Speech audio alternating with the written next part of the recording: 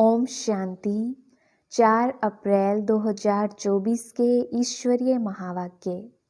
पहले सुनते हैं आज की मुरली से होमवर्क।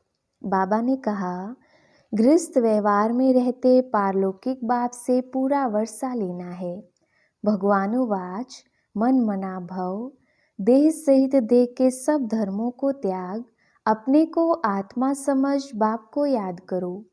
सवेरे सवेरे उठ शरीर से न्यारा होने की ड्रिल करनी है। पुरानी दुनिया, पुराना चोला कुछ भी याद ना आई। कर्मों का हिसाब किताब खुशी खुशी से चुकतू करना है, रोना पीटना नहीं है। अपने को आत्मा समझो और पारलौकिक बाप को याद करो तो तुम्हारे पाप कट जाएंगे। और अब सुनते हैं ईश्वरीय महावाक्य विस्तार से। मुरली का सार। मीठे बच्चे, गृहस्थ व्यवहार में रहते पारलौकिक बाप से पूरा वर्षा लेना है तो अपना सब कुछ एक्सचेंज कर दो। यह बहुत बड़ा व्यापार है। प्रश्न, ड्रामा का ज्ञान किस बात में तुम बच्चों को बहुत मदद करता है? उत्तर, जब शरीर की कोई बीमारी आती है तो ड्रामा का ज्ञान बहुत मदद करता है, क्योंकि तुम जानते हो यह ड्रामा हूबहू रिपीट होता है। इसमें रोने पीटने की कोई बात नहीं। कर्मों का हिसाब किताब चुकतू होना है। 21 जन्मों के सुख की भेंट में यह दुख कुछ भी भासता नहीं। ज्ञान पूरा नहीं तो तड़पती हैं। ओम शांति। भगवानुवाच, भगवान उनको कहा जाता है जिसको अपना शरीर नहीं है। ऐसे नहीं कि भगवान का नाम रूप देश काल नहीं है। नहीं, भगवान को शरीर नहीं है, बाकी सब आत्माओं को अपना अपना शरीर है। अब आप कहती हैं, मीठे मीठे रूहानी बच्चे, अपने को आत्मा समझकर बैठो। वैसे भी आत्मा ही सुनती है, पाठ बजाती है, शरीर द्वारा कर्म करती है, संस्कार आत्मा ले जाती है, अच्छे बुरे कर्मों का फल भी आत्मा ही भोगती है शरीर के साथ। बिगर शरीर के तो कोई भोग नहीं सकती। इसलिए बाप कहते हैं अपने को आत्मा समझ बैठो। बाबा हमको सुनाती हैं, हम आत्मा सुन रही हैं इस शरीर द्वारा।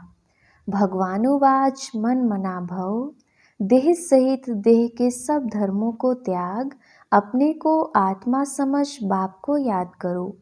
यह एक ही बाप कहते हैं जो गीता का भगवान है। भगवान माना ही जन्म मरण रहित। बाप समझाते हैं मेरा जन्म अलौकिक है और कोई ऐसे जन्म नहीं लेते हैं जैसे मैं इनमें प्रवेश करता हूँ। यह तो अच्छी रीति याद करना चाहिए।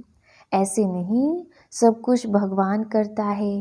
पूज्य पुजारी ठिक्कर भीतर परमात्मा है। 24 अवतार, कछमछ अवतार, परशुराम अवतार दिखाते हैं। अभी समझ में आता है कि क्या भगवान बैठ परशुराम अवतार लेंगे और कुल्हाड़ा लेकर हिंसा करेंगे? यह रोंग है। जैसे परमात्मा को सर्वव्यापी कह दिया है, ऐसे कल्प की आयु लाखों वर्ष लिख दी है। इसको कहा जाता है घोर अंधियारा, अर्थात ज्ञान नहीं है। ज्ञान से होता है सोजरा। अब अज्ञान का घोर अंधियारा है। अब तुम बच्चे घोर सोचने में हो। तुम सबको अच्छी रीति जानते हो। जो नहीं जानते हैं वह पूजा आदि करते रहते हैं। तुम सबको जान गए हो, इसलिए तुमको पूजा करने की दरकार नहीं। तुम अभी पुजारीपन से मुक्त हुए। पूज्य देवी देवता बनने के लिए तुम पुरुषार्थ कर रहे हो। तुम ही पूज्य देवी देवता थे, फिर पुजारी मनुष्य बने हैं। मनुष्य में है आसुरी गुण, इसलिए गायन है मनुष्य को देवता बनाया। मनुष्य को देवता किए करत ना लागी वार। 1 सेकंड में देवता बना देते हैं। बाप को पहचाना और शिव बाबा कहने लगा। बाबा कहने से दिल में आता है कि हम विश्व के स्वर्ग के मालिक बनते हैं। यह है बेहद का बाप। अभी तुम फट से आकर पारलौकिक बाप के बने हो। बाप फिर कहते हैं गृहस्थ व्यवहार में रहते हुए अब पारलौकिक बाप से वर्षा ले लो। लौकिक वर्षा तो तुम लेते आए हो, अब लौकिक वर्षे को पारलौकिक वर्षे के साथ एक्सचेंज करो। कितना अच्छा व्यापार है। लौकिक वर्षा क्या होगा? यह है बेहद का वर्षा, सो भी गरीब झट ले लेते हैं, गरीबों को एडॉप्ट करते हैं। बाप भी गरीब निवास है ना। गायन है मैं गरीब निवास हूँ, भारत सबसे गरीब है, मैं आता भी भारत में हूँ, इनको आकर साहूकार बनाता हूँ। भारत की महिमा बहुत भारी है, यह सबसे बड़ा तीर्थ है, परंतु कल्प की आयु लंबी कर देने से बिल्कुल भूल गई हैं। समझते हैं भारत बहुत साहूकार था, अब गरीब बना है। आगे अनाज आदि सब यहाँ से विलायत में जाता था, अभी समझते हैं भारत बहुत गरीब है, इसलिए मदद देते हैं। ऐसे होता है, जब कोई बड़ी आमदनी फेल हो जाती है तो आपस में फैसला कर उनको मदद देते हैं। यह भारत है सबसे प्राचीन, भारत ही हेवन था। पहले पहले आदि सनातन देवी देवता धर्म था, सिर्फ टाइम लंबा कर दिया है, इसलिए मूंझते हैं। भारत को मदद भी कितनी देते हैं, बाप को भी भारत में ही आना है। तुम बच्चे जानते हो हम बाप से वर्षा ले रहे हैं, लौकिक बाप का वर्षा एक्सचेंज करते हैं पारलौकिक से, जैसे ब्रह्मा ने किया। देखा, पारलौकिक बाप से तो ताज तखत मिलता है, कहाँ वह बादशाही, कहाँ यह गदाई। कहा भी जाता है फॉलो फादर, भूख मरने की तो बात ही नहीं। बाप कहते हैं ट्रस्टी होकर संभालो, बाप आकर सहज रास्ता बताते हैं। बच्चों ने बहुत तकलीफ देखी है, तब तो बाप को बुलाते हैं, हे परमपिता परमात्मा रहम करो। सुख में कोई भी बाप को याद नहीं करते, दुख में सिमरन सब करते हैं। अब बाप बतलाते हैं कि कैसे सिमरन करो। तुमको तो सिमरन करना भी आता नहीं है, मैं ही आकर तुमको बतलाता हूँ। बच्चे अपने को आत्मा समझो और पारलौकिक बाप को याद करो तो तुम्हारे पाप कट जाएंगे।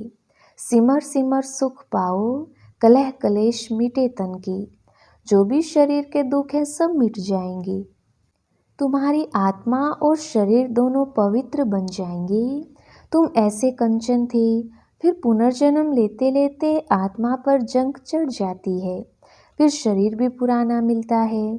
जैसे सोने में अलाई डाला जाता है, पवित्र सोने का जेवर भी पवित्र होगा, उसमें चमक होती है। अलाई वाला जेवर काला हो जाएगा। बाप कहते हैं तुम्हारे में भी खाद पड़ी है, उसको अब निकालना है। कैसे निकलेगी? बाप से योग लगाओ, पढ़ाने वाले के साथ योग लगाना होता है ना। यह तो बाप टीचर गुरु सब कुछ है, उनको याद करो तो तुम्हारे विकर्म विनाश होंगे और वह तुमको पढ़ाते भी हैं। पतित पावन सर्वशक्तिमान तुम मुझे ही कहते हो, कल्प कल्प बाप ऐसे ही समझाते हैं। मीठे मीठे सिकिलदे बच्चे, 5000 वर्ष के बाद आकर तुम मिले हो, इसलिए तुमको सिकिलदे कहा जाता है। अब इस देह का अहंकार छोड़ आत्म अभिमानी बनो। आत्मा का भी ज्ञान दे दिया, जो बाप बिगर कोई दे ना सके। कोई मनुष्य नहीं जिसको आत्मा का ज्ञान हो। सन्यासी, उदासी, गुरु, गोसाई कोई भी नहीं जानती। अब वह ताकत नहीं रही है, सबकी ताकत कम हो गई है। सारा झाड़ जड़जड़ी भूत अवस्था को पाया हुआ है। अब फिर नई स्थापना होती है। बाप आकर वैरायटी झाड़ का राज समझाते हैं। कहते हैं पहले तुम राम राज्य में थे, फिर जब तुम वाम मार्ग में जाते हो तो रावण राज्य शुरू होता है, फिर और धर्म आते हैं, भक्ति मार्ग शुरू होता है। आगे तुम नहीं जानते थे। कोई से भी जाकर पूछो तुम रचयिता और रचना के आदि मध्य अंत को जानते हो, तो कोई भी नहीं बताएंगे। बाप भक्तों को कहते हैं अब तुम जज करो, बोर्ड पर लिख दो। एक्टर होकर ड्रामा के डायरेक्टर, क्रिएटर, प्रिंसिपल एक्टर को नहीं जानते तो ऐसे एक्टर को क्या कहेंगे? हम आत्मा यहाँ भिन्न भिन्न शरीर लेकर पार्ट बजाने आते हैं, तो जरूर यह नाटक है ना। गीता है माता, बाप है शिव, बाकी सब है रचना। गीता नई दुनिया को क्रिएट करती है। यह भी किसको मालूम नहीं कि नई दुनिया को कैसे क्रिएट करती है। नई दुनिया में पहले पहले तुम ही हो। अभी यह है पुरुषोत्तम संगम युगी दुनिया। यह पुरानी दुनिया भी नहीं है तो नई दुनिया भी नहीं है। यह है ही संगम, ब्राह्मणों की चोटी है। विराट रूप में भी ना शिव बाबा को दिखाते हैं ना ब्राह्मण चोटी दिखाते हैं। तुमने तो चोटी भी दिखाई ऊपर में। तुम ब्राह्मण बैठे हो। देवताओं के पीछे हैं क्षत्रिय। द्वापर में पेट के पुजारी फिर शूद्र बनते हैं। यह बाजोली है। तुम सिर्फ बाजोली को याद करो। यही तुम्हारे लिए 84 जन्मों की यात्रा है। सेकंड में सब याद आ जाता है। हम ऐसे चक्र लगाते हैं। यह राइट चित्र है व रोंग है। बाप बिगर राइट चित्र कोई बनवा ना सके। इन द्वारा बाप समझाते हैं। तुम ऐसे ऐसे बाजोली खेलते हो। सेकंड में तुम्हारी यात्रा होती है। कोई तकलीफ की बात नहीं। रूहानी बच्चे समझते हैं, बाप हमको पढ़ाते हैं। यह सत्संग है सत बाप के साथ। वह है झूठ संग। सचखंड बाप स्थापन करते हैं। मनुष्य की ताकत नहीं है, भगवान ही कर सकते हैं। भगवान को ही ज्ञान का सागर कहा जाता है। मनुष्य यह भी नहीं जानते कि यह परमात्मा की महिमा है। वह शांति का सागर तुमको शांति दे रहा है। सुबह को भी तुम ड्रिल करते हो। शरीर से न्यारा हो, बाप की याद में रहते हो। यहाँ तुम आए हो जीते जी मरने। बाप पर न्यौछावर होते हो। यह तो पुरानी दुनिया, पुराना चोला है। इनसे जैसे नफरत आती है, इनको छोड़कर जाएं। कुछ भी याद ना आए, सब कुछ भूला हुआ है। तुम कहते भी हो भगवान ने सब कुछ दिया है, तो अब उनको दे दो। भगवान फिर तुमको कहते हैं तुम ट्रस्टी बनो। भगवान ट्रस्टी नहीं बनेगा, ट्रस्टी तुम बनते हो। फिर पाप तो करेंगे नहीं। आगे पाप आत्माओं से लेन देन होती आई है। अब संगम युग पर तुम्हारी पाप आत्माओं से लेन देन नहीं है। पाप आत्माओं को दान किया तो पाप सिर पर चढ़ जाएगा। करते हो ईश्वर अर्थ और देते हो पाप आत्मा को। बाप कुछ लेते थोड़े ही हैं। बाप कहेंगे जाकर सेंटर खोलो तो बहुतों का कल्याण होगा।